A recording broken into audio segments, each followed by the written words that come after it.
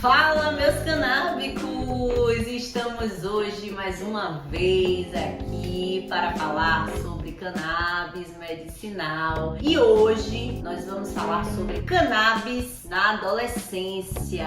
E quem não me segue, por favor, me siga nas outras redes sociais. Vamos aprender juntos falando sobre cannabis. E hoje esse assunto, de fato, é um assunto que precisa ser conversado. Porque existe sim, toda a medicação tem seu grupo de risco. Não seria diferente com a planta cannabis. E se a gente for levar em consideração, esse é um assunto que já precisa ser conversado, logicamente devido ao nosso processo de legalização dessa planta. Então todos os pais precisam ter consciência para que não tenhamos prejuízos. Logicamente, existe um grupo de risco das pessoas que fazem o uso da planta cannabis. E um deles é fazer o uso na adolescência. Logicamente, a gente sabe que muitos adolescentes e crianças também fazem o uso dos canabinoides. Porém, a gente tem que levar em consideração que depende da necessidade de cada pessoa para fazer o uso medicinal. Logicamente, precisa-se ter um médico, um profissional de saúde por trás desse adolescente fazendo o uso dessas substâncias. Então, o grupo de risco, são pacientes com idade inferior a 18 anos, também pacientes com história de hipersensibilidade aos canabinoides, que são as substâncias, pacientes psicóticos, com transtorno de humor e de ansiedade, lógico. Lembrando que são alguns canabinoides para esse grupo de risco, não são tão indicados, depende da quantidade de substância que vai interferir para alguns pacientes, como é no caso dos pacientes com psicose. Irritação pulmonar, tosse e problemas respiratórios, não é indicado fazer o uso da fumaça, no caso da inalação da planta cannabis, no caso de ter problemas de irritação pulmonar, um exemplo, O uso de medicações como benzodiazepínicos e opioides, então precisa-se ter um trabalho mais focado no acompanhamento desse tipo de paciente que está fazendo uso, que precisa usar os dois tipos, de substâncias, no caso os canabinoides e os benzodiazepínicos. Às vezes é necessário fazer um desmame, a retirada de um deles para que o paciente se sinta melhor. Mas sempre mais é importante a gente saber as diferenças. Doenças hepáticas também está no grupo de risco, assim como os adolescentes, as doenças hepáticas graves, precisa-se de uma observação maior quanto ao uso dos canabinoides. Lembrando que tem também algumas doenças cardiovasculares que precisam de mais atenção. Vamos falar sobre os adolescentes, O que os adolescentes procuram? Eles procuram se divertir, fazer parte de um grupo. É normal da idade, dos adolescentes, eles buscarem a cannabis no intuito de se divertir. Mas será que é saudável? Será que de fato é interessante fazer o uso dessas substâncias na adolescência? Não é isso que a gente vai aprender hoje. Lembrando que nós temos um sistema endocannabinoide. Quem não sabe, precisa aprender um pouco sobre esse sistema, E sim, a cannabis, ela é uma planta segura. Porém, depende de como você vai fazer o uso, que tipo de planta, qual tipo de cepa. Então, são muitas coisas que precisamos aprender para sabermos lidar com as substâncias. A cannabis, ela não queima neurônios. E quem não sabe pode estar assistindo o vídeo que eu vou colocar aqui, que eu já falei sobre os mitos da planta cannabis. Então, muitos pais ainda acreditam, Vou deixar aqui para que vocês possam assistir. E antes que eu me esqueça, por favor, curta esse vídeo, compartilhe, ative o sininho para aprender mais sobre essa planta medicinal sagrada. Ao contrário, do que as pessoas falam sobre a planta medicinal cannabis, que queima neurônios, que isso é um mito, eu preciso deixar claro de que é o contrário, Ela estimula novas conexões neurais. É justamente por isso que, voltando lá para os adolescentes, pode sim apresentar alguns riscos fazendo uso na adolescência, né? Por quê? Porque a cannabis, ela estimula a neurogênese, né? Ou seja, ela favorece novas conexões.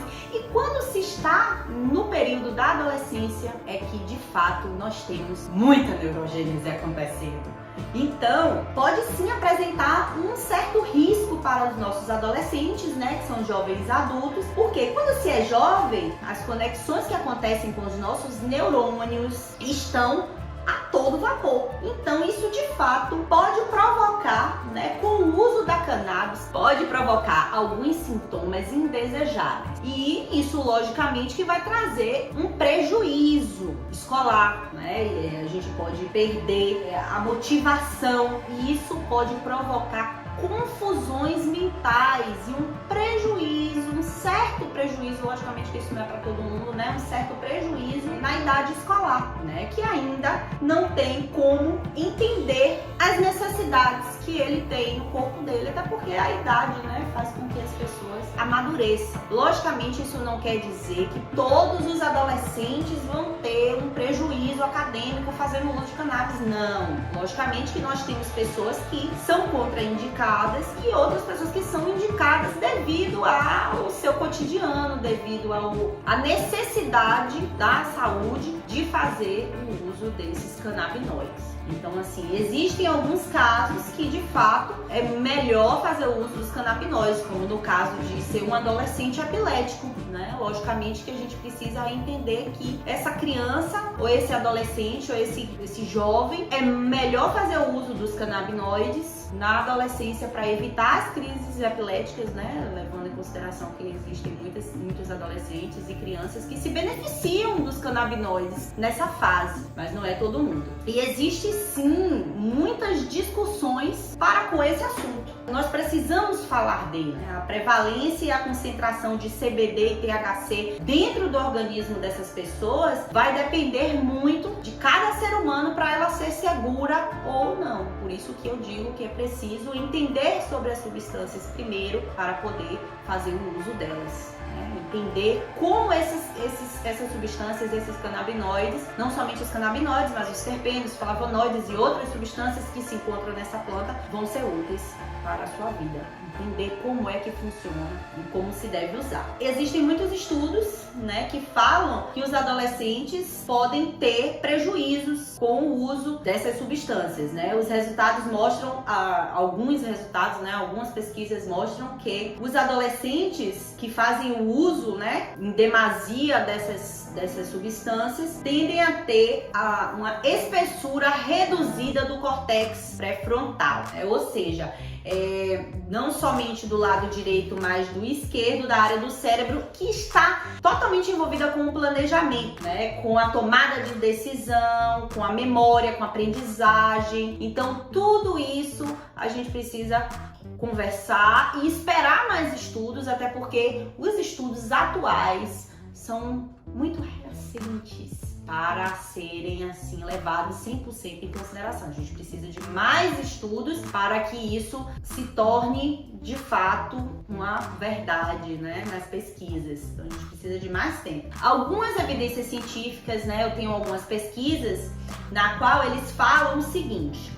Eu vou ler aqui para vocês. Existem 2 estudos assim mais recentes, né, que falam sobre esse assunto e eles falam que existe uma taxa de adição à cannabis no uso social de mais ou menos de 9%, enquanto as drogas legalizadas como o álcool e o tabaco têm um potencial aditivo muito maior, de 23% a 68%. Então, assim, existem pessoas que acham que a cannabis é a porta de entrada para as outras drogas. Mas aí eu pergunto a você, qual foi a droga que você teve mais convivência até hoje? São as drogas ilícitas que estão bloqueadas ou as drogas lícitas, né? Então, esse estudo, ele fala sobre o uso dessas substâncias, né? Das substâncias como álcool e tabaco, são muito mais altas a incidência desses adolescentes a fazerem o uso do que a própria cannabis.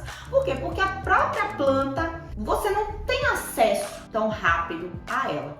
Nas pesquisas, em relação até mesmo ao uso dos adolescentes, ela é bem menor a taxa de uso do que das substâncias como o álcool e o tabaco. Por quê? Porque o álcool e o tabaco, eles se encontram livres. Então, infelizmente, a gente tem que levar em consideração que não somente o álcool, mas o tabaco, sim, são as drogas que são as portas de entrada para o uso de outras drogas. E quando se é adolescente, está querendo o quê? Fazer parte de um grupo, se divertir, e aí acabam fazendo o uso, né, dessas substâncias. E é isso, espero que vocês tenham gostado do vídeo de hoje. Quero deixar uma dica de livro para vocês hoje, que é o livro A História da Maconha no Brasil, de Jean Marcel Carvalho, França. Um livro excelente para você fazer o uso e estudar. Primeiro, aprender para depois ter uma opinião formada, porque é daí que a gente acaba o preconceito. Você não conhece, você julga porque não conhece. Então, por favor, faço questão de deixar esse livro de indicação para vocês. A última vez eu deixei o livro de Dr. Mário Grieco, né, que é um livro que eu sou apaixonada, é meu livro que eu levo para todo lugar, gosto muito. Dr. Mário, um grande beijo, um grande amigo. Também deixo de indicação sempre esse livro aqui, que é um livro maravilhoso e de um grande profissional na área médica, né? Então, deixando 2 dicas hoje para vocês aprenderem sobre o uso da planta cannabis. E é isso, eu vou ficando por aqui. Até mais, até o próximo vídeo!